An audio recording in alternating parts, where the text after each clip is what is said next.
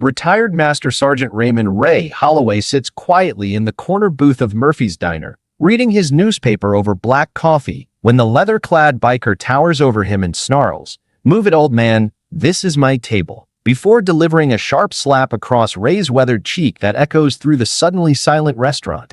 Raymond Holloway had celebrated his 68th birthday 3 weeks ago, but he still carried himself with the straight back and steady gait of a career soldier.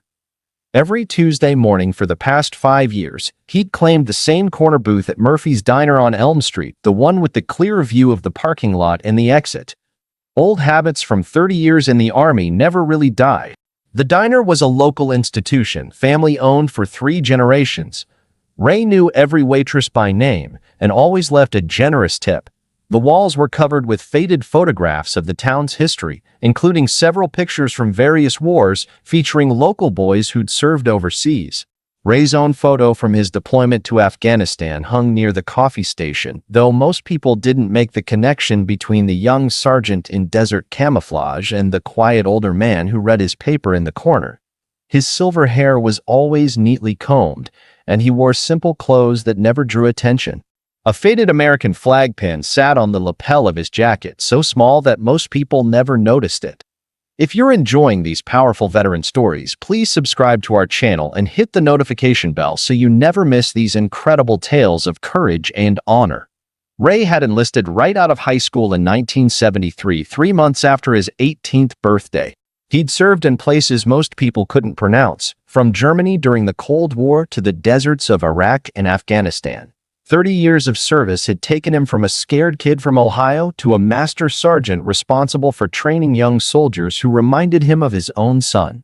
His boy Michael had followed in his footsteps, graduating from West Point and serving as an Army captain. Ray was prouder of Michael than any medal or commendation he'd ever received. The kid had grown up hearing bedtime stories about honor and duty instead of fairy tales, and he'd turned into the kind of officer Ray would have been honored to serve under. But the wars had changed both father and son. Ray came home from his final deployment with a Purple Heart and a slight limp from shrapnel that would ache on rainy days.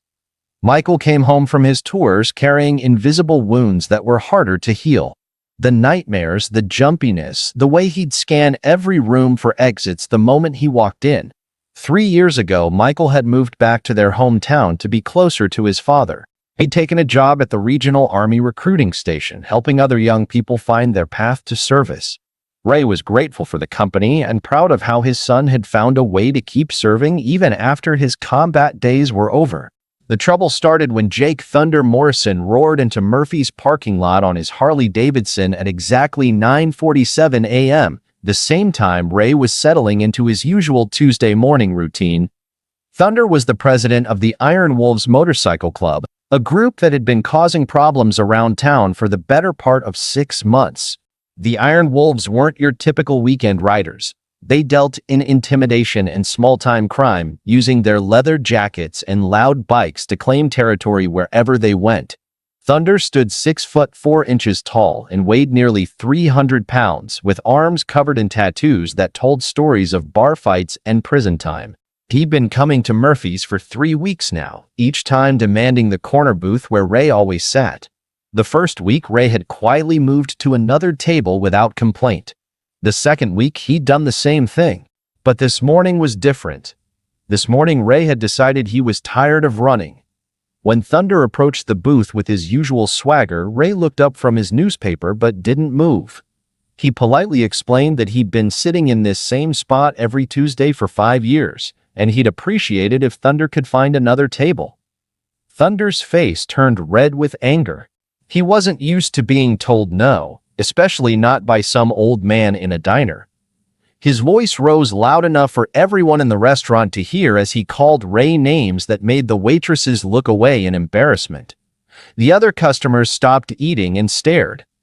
A young mother quickly ushered her children toward the exit. The owner, Mrs. Murphy, looked terrified but afraid to intervene. Thunder had made it clear in previous visits that he didn't appreciate interference from management. When Ray calmly refused to move again, Thunder's anger exploded into action. The slap came fast and hard, catching Ray across his left cheek with enough force to knock his reading glasses to the floor. The sound echoed through the diner like a gunshot, followed by absolute silence. Ray's cheek burned from the impact, but the physical pain was nothing compared to the humiliation that followed. He could feel every eye in the diner watching him, waiting to see how the old man would respond to being publicly shamed. For a moment, Ray was transported back to his childhood, remembering his father's words about standing up to bullies. Then he thought about his military training, about all the young soldiers he'd mentored over the years, about the values he'd tried to instill in his own son. He thought about the flag pin on his jacket and what it represented. But mostly, he thought about Michael and how disappointed his son would be if he learned that his father had been humiliated in public and done nothing about it. Ray had taught Michael to fight for what was right, to protect the innocent, to never back down from a bully. How could he face his son knowing he'd failed to live up to his own teachings?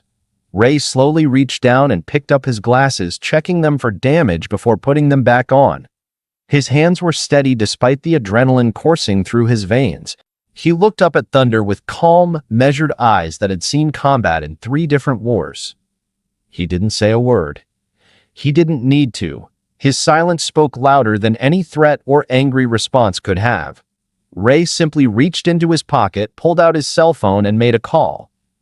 Thunder laughed when he saw Ray reach for his phone. He assumed the old man was calling the police, and that didn't worry him. The Iron Wolves had dealt with small-town cops before. A few threats, maybe some property damage, and most local law enforcement learned to look the other way. What Thunder didn't know was that Ray wasn't calling the police. He was calling his son. The conversation was brief and quiet. Ray simply said he was at Murphy's diner and that he needed Michael to come by when he had a chance. He didn't mention the slap or the confrontation. He didn't need to. Michael could hear something in his father's voice that told him this wasn't a casual request. After Ray hung up, Thunder made himself comfortable in the booth, spreading his leather jacket across the seat and ordering the most expensive item on the menu. He made crude comments to the waitresses and spoke loudly about how some people needed to learn respect for their betters. Ray moved to a small table near the window where he could watch the parking lot. He ordered another cup of coffee and waited. His cheek still stung, and he could see the concerned looks from other customers, but he remained calm and patient. Thunder's confidence grew with each passing minute. He told his story to anyone who would listen, embellishing the details about how he'd taught some old fool a lesson about respect. He bragged about his motorcycle club and made veiled threats about what happened to people who didn't show proper appreciation for the Iron Wolves. The diner's atmosphere grew increasingly tense. Several customers paid their bills quickly and left. Mrs. Murphy hovered nervously near the kitchen, unsure whether to call the police herself. The remaining patrons ate in silence, afraid to draw Thunder's attention. Ray checked his watch. Michael would be here soon. He'd served 3 tours in Afghanistan as an infantry officer and now worked as a recruiter.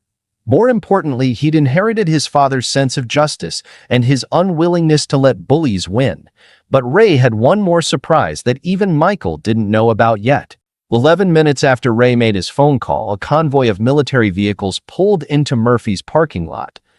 Not just Michael's personal truck, but 3 official army vehicles filled with soldiers in full-dress uniform.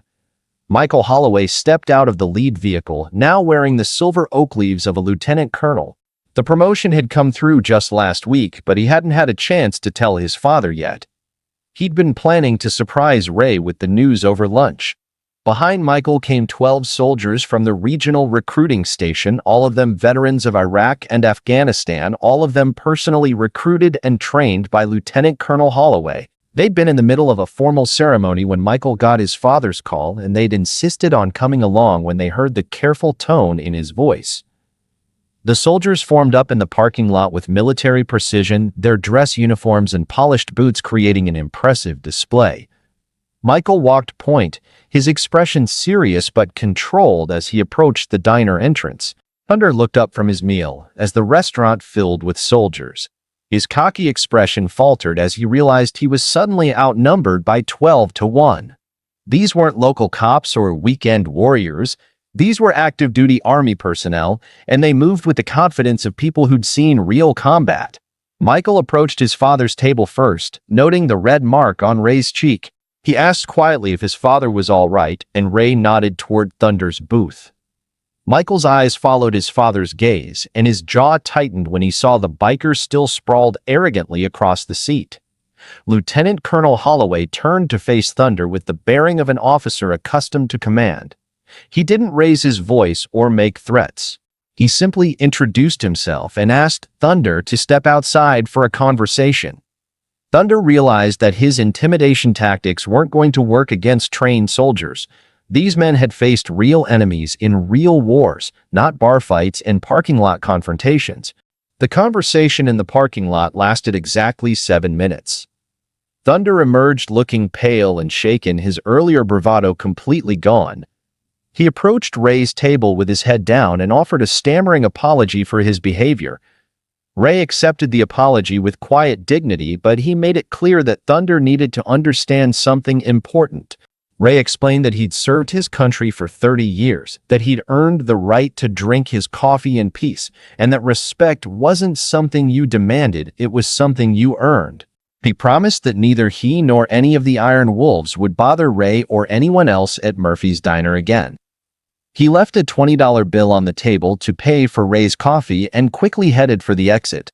Michael waited until Thunder's motorcycle disappeared down the street before joining his father at the small table near the window. Ray looked at his son's new rank insignia and smiled with obvious pride.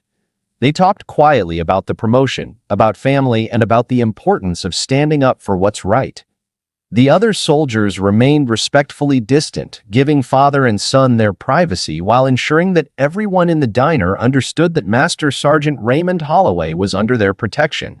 Mrs. Murphy refused to let either Ray or Michael pay for their meal. She said it was the least she could do for someone who'd served his country with such honor. Several other customers approached Ray's table to shake his hand and thank him for his service. Word of the incident spread quickly through the small town, but not in the way Thunder had expected. 2 weeks later, Ray received a letter from the mayor declaring him an honorary citizen of the year.